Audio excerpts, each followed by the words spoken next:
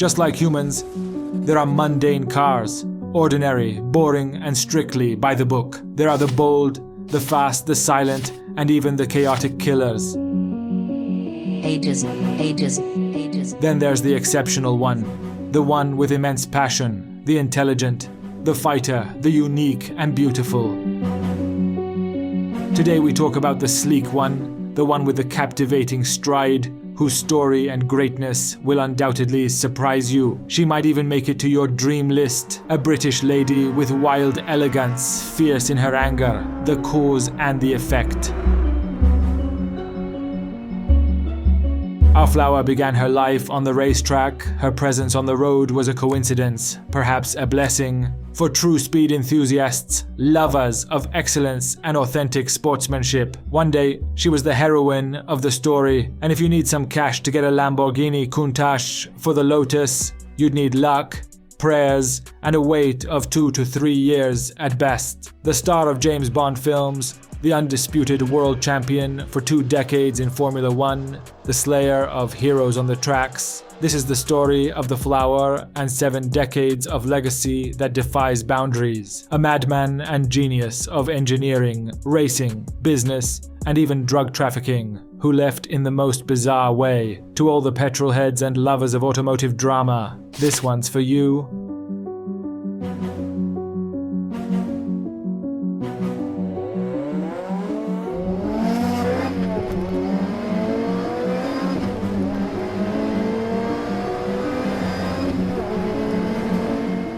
Our story tonight begins in Britain, in a suburb of London in 1928, where a child was born who would change the world of speed. From a young age, he loved and adored cars and speed. As he grew, he studied structural engineering, and also spent time in the reserves of the Royal Air Force, working with planes and looking at the sky, but his true love remained on the ground, cars. At just 19 years old, in 1948, he embarked on his first project, building a sports machine. He modified an Austin 7 and participated in local races with impressive results, which led him to develop and introduce the Mark II. And so, my friends, the story of the Mark began, a name that would be etched in history and remembered in the annals of automotive engineering, even burning the cards of Ferrari. This passionate, daring, and controversial genius, the talented and brilliant founder of Lotus, was none other than Anthony Colin Bruce Chapman. A shout of victory from Colin Chapman. In the 1940s, he went on to create the Mark II and the Mark III, which became the first machine to bear the name Lotus, a machine so fierce, yet named after one of the most beautiful and delicate flowers in the world. You might wonder why there's no official story. There are several theories, but the most plausible one is simply that the name was suggested by his girlfriend and later wife, Hazel Williams. Number 1, Colin Chapman, his wife Hazel, And as we know, man had no choice. As for the beautiful logo, it combined shapes and colors, including yellow, green, and silver. Even the name Lotus written inside it was designed in a specific way, with 4 letters arranged to form the initials of our friend, ACBC.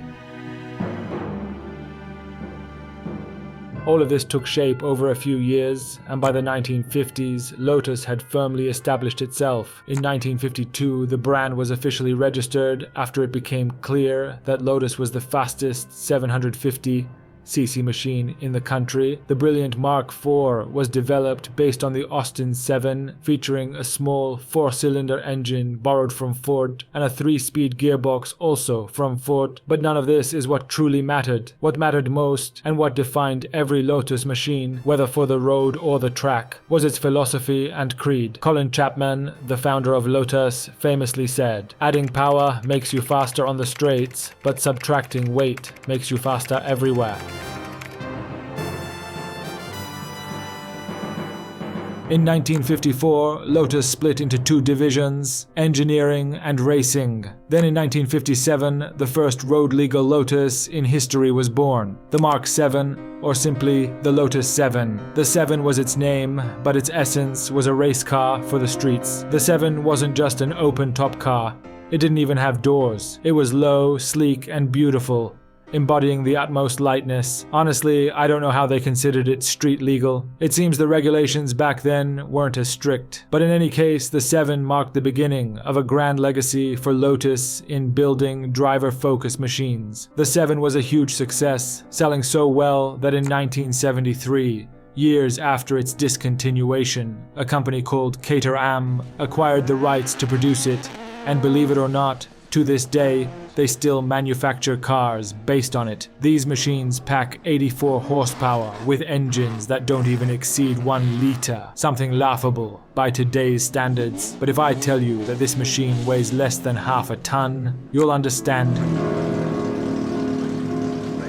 From the success of the 7, it became clear that Lotus needed to create something even more extraordinary. On the track came the Type 11, and for the road, the Elite arrived in 1957. From here, Lotus declared to the world that it didn't just build the most enjoyable cars to drive, it was also capable of crafting beauty. With a touch of British elegance that was second to none, the Elite was the first car to feature a monocoque chassis made of fiberglass. If the world went crazy over fiberglass bodies, Lotus took it a step further by making the entire internal structure and core from this material, all in the pursuit of lightness, with a 1.0-liter engine producing 75 horsepower and weighing just 670 kilograms.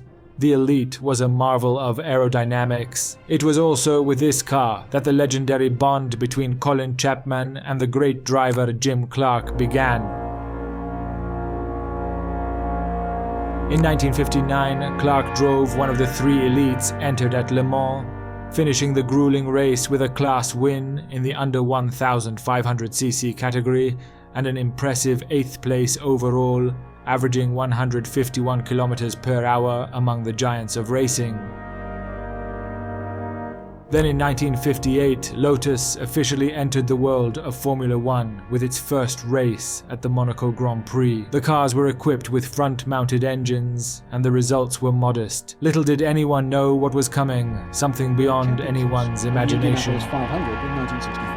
Then came the 1960s, and let me tell you something. If we witnessed Formula One in the last decade under the dominance of Mercedes, in the 2000s under Ferrari, the 1990s with Williams, and in the 1980s with McLaren, I must tell you that the team that dominated and crushed the competition in 2 eras, the 1960s and 1970s, was Team Lotus.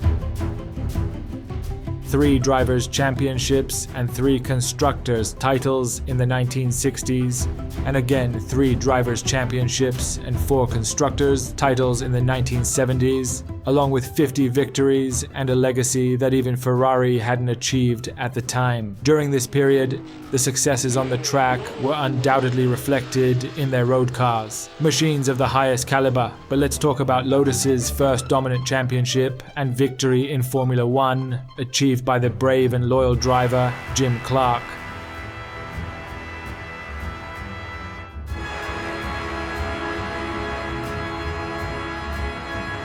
Colin Chapman, the founder, was involved in every detail, big and small. His passion for racing was extraordinary, and the number of innovations and first-time applications he introduced is endless, many of which are still used today with some modifications. The Type 25 was the first of these, a winning machine and the first Lotus to feature a monocoque chassis, a unibody design. This style, my friends, was borrowed from military aircraft, not cars. At the time, the tubular space frame chassis was the norm, but Chapman's youthful ingenuity paid off. He once asked, "What if I could widen the space between the sides of the car to place the driver inside?" The answer was a success, and the rest became history.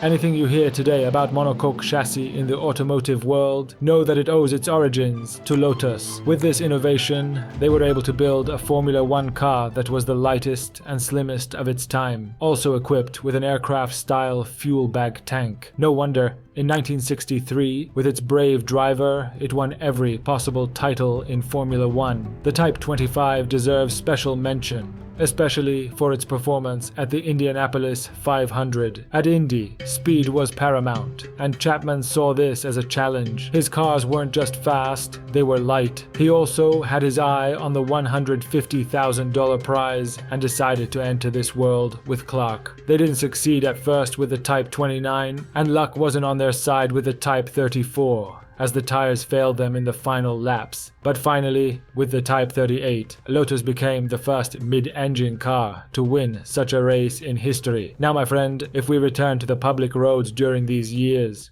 we find that in 1964, Lotus replaced the Elite with the Elan,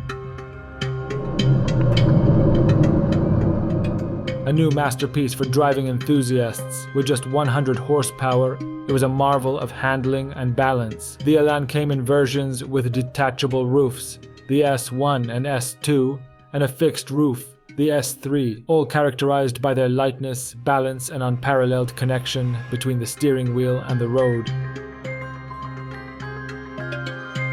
In 1966, Lotus introduced the Europa, a strange and perhaps ugly car, but famous nonetheless. While the front was beautifully designed, the rear seemed unfinished, as if the designer had run out of time. Yet it was a true Lotus, with the same DNA and driving pleasure. It featured a mid-engine layout with 78 horsepower and weighed just 612 kilograms. The Europa also saw several upgrades and, despite its quirks, became very popular.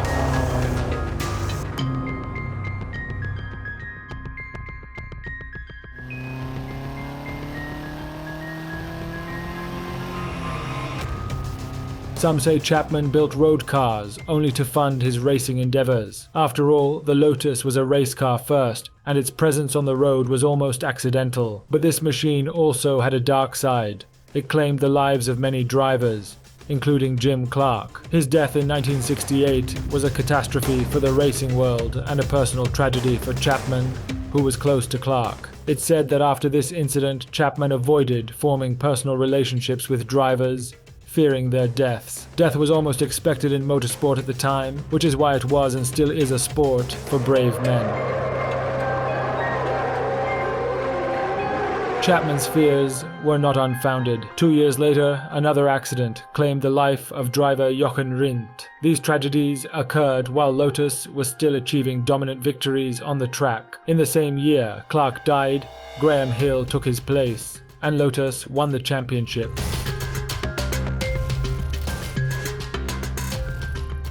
Lotus was also the first to use wings or spoilers to generate greater downforce in Formula One history. This was in 1968. In fact, take a look at these 4 pictures of the Lotus Type 49 from that year. In every race, Lotus introduced new innovations as if it were routine. It was astonishing how they adapted and modified their cars. You can see how the wing evolved from being large at the start of the season to resembling what we see in Formula One today, over 50 years later. Soon after, everyone followed the trend, adding rear wings and even front wings. Another Lotus innovation. Today, this is a given, and no Formula One car is without it. But back then, Lotus was ahead of everyone, and their constant evolution kept them winning races left and right. It's hard to cover all the details and innovations in one video, but one thing that cannot be ignored is their breakthrough in the business side of Formula One, the title sponsorship system. Lotus was the first to fully paint their cars in sponsor colors, not just use stickers. In 1968, they partnered with Gold Leaf, a tobacco company, in a deal worth £65,000. This was another first by the genius Chapman, and everyone followed suit.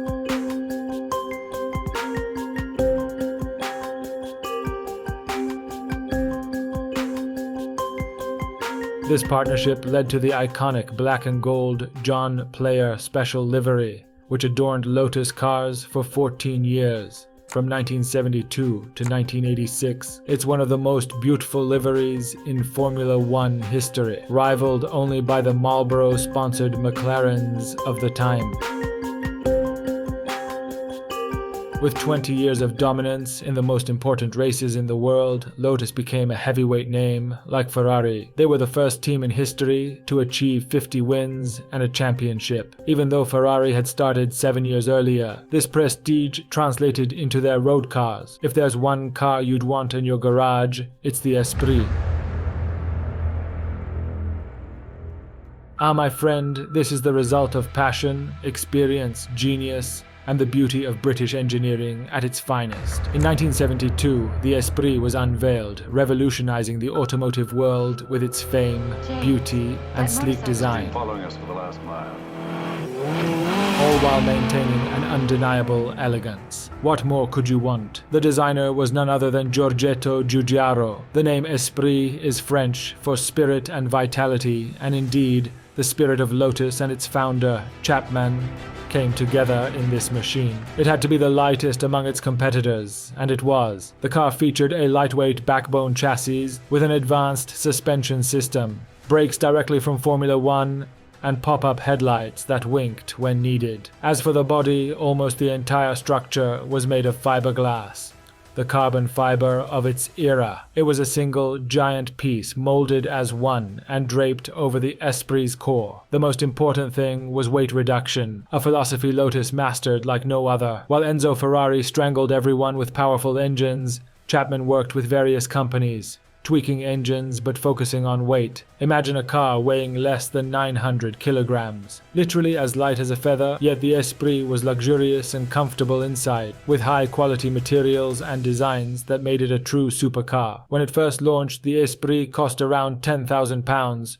equivalent to about £85,000 today. While expensive, it was still far cheaper than its competitors, like Ferrari and Lamborghini, which demanded multiples of that price. This was another way Lotus stood out, offering a complete driving experience rather than just raw power and numbers on paper.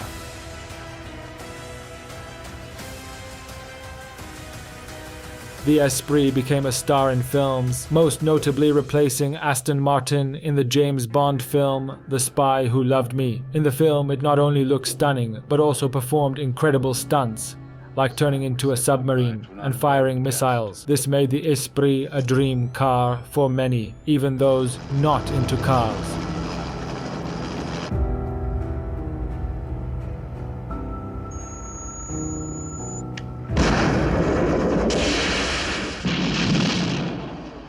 Demand skyrocketed, and Lotus couldn't keep up with orders for 3 years or more. Chapman, always striving for more, decided to turbocharge the Esprit. The 2.0-liter four-cylinder engine was upgraded to 2.2 liters and fitted with a turbo, boosting power from 160 to 210 horsepower. Despite the turbo, the weight remained under control, staying below 1,000 kilograms. With the experience gained from Formula One, the Esprit Turbo was a masterpiece on the corners, delivering driving pleasure unmatched by any supercar of its time. It could go from 0 to 100 kilometers per hour in 5.5 seconds, rivaling or even surpassing its competitors. Lotus's stock soared, and the brand dominated the world of speed on all types of asphalt. Chapman was at the peak of his success, rubbing shoulders with the greats. There's a famous photo of him with the Esprit and a private jet painted in Lotus's Formula One colors,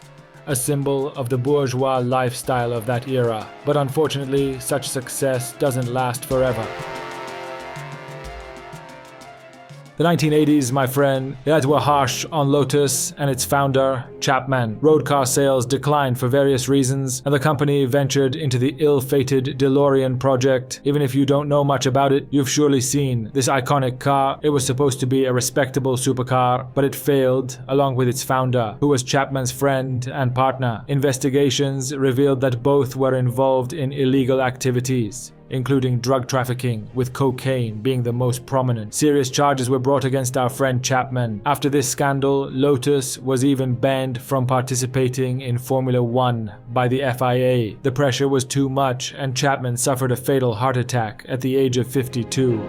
But among us friends, there's a theory, though we don't endorse it, that Chapman faked his death and fled to Argentina to escape punishment. After all, he was a millionaire and money can make anything possible. But officially, he disappeared and died. With his death, the rare flower withered and its petals fell one by one. Lotus went bankrupt and was divided, sold, and resold over the years.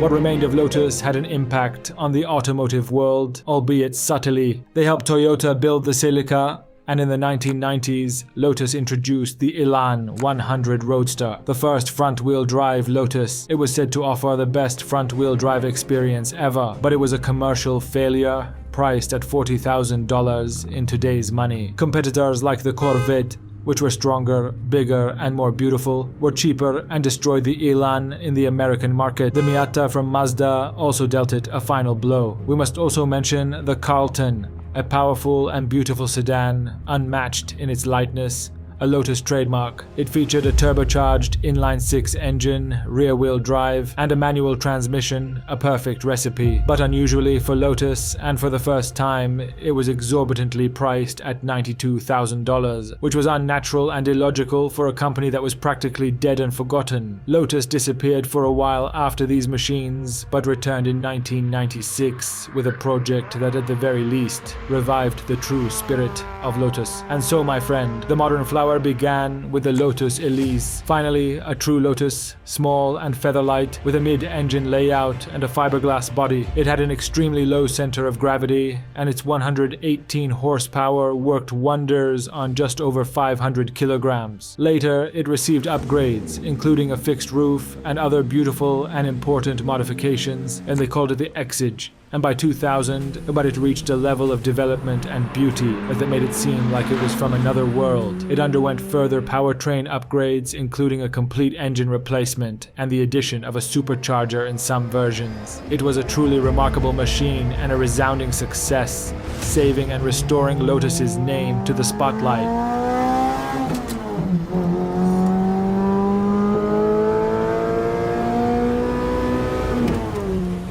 General Motors used its chassis to build the Opel Speedster, and Tesla based its first generation Roadster on it. Even the Hennessy Venom GT, one of the fastest cars in the world, used this machine as its foundation. If you want a perfectly engineered and balanced car, if you want your car to be a sports car without compromise, starting with a Lotus chassis makes it almost impossible to miss the mark.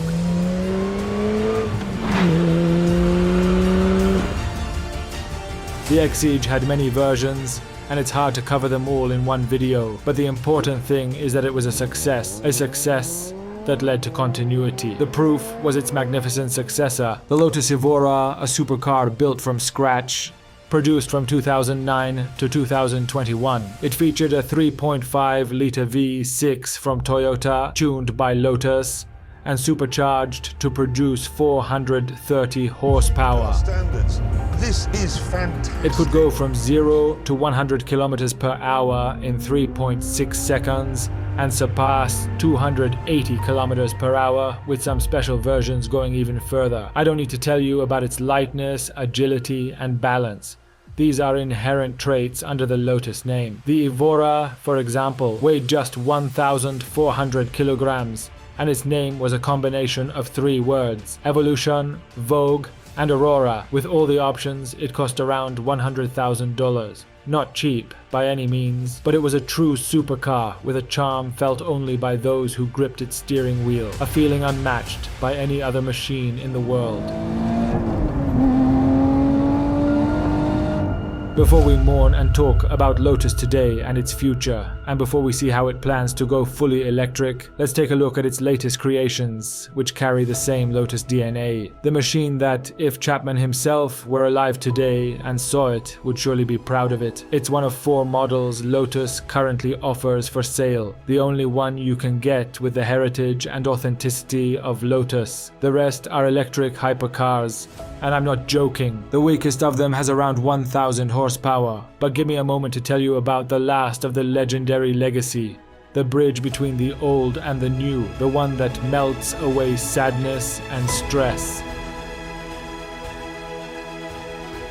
My friends, As beautiful as this machine is, it saddens me to talk about it. It has been officially announced that this is the last model, the last love, and the last concept from Lotus to be built with an internal combustion engine. In fact, it has two engines if we are being precise. Starting in 2025, Lotus will offer the Evora with a new engine option, a turbocharged 4-cylinder from AMG, in addition to the supercharged V6 from Toyota. Both engines deliver similar horsepower, but the Toyota engine offers more torque, while the AMG is slightly lighter.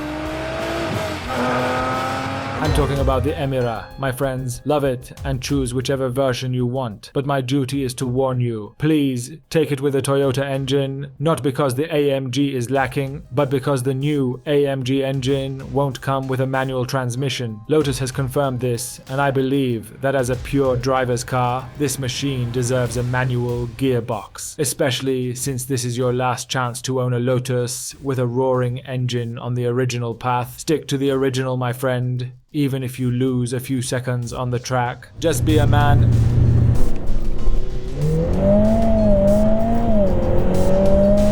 Everything about this Evora excites me, and after extensive research, I found that at its price, there's no other car in the world that can compete with its sportiness and driving pleasure. With 400 horsepower and a weight of less than 1,500 kilograms, it's a beauty with a legacy that will never die, cherished by every enthusiast who understands and appreciates it.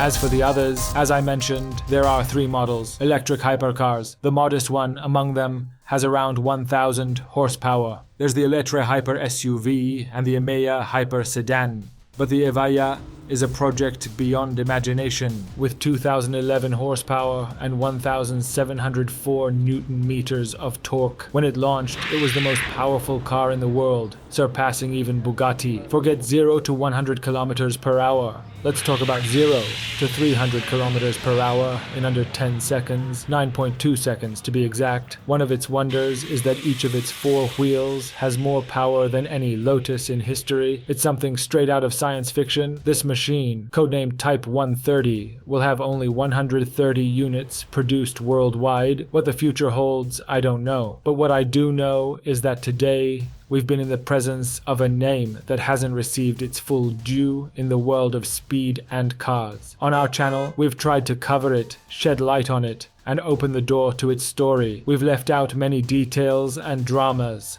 Perhaps for future videos if you enjoyed this topic. To all the petrol heads, your brother, the surgeon, was with you behind the mic, urging your support in every way. Together we'll continue and deliver everything new because car enthusiasts deserve the best. The story continues, but for today, this is goodbye.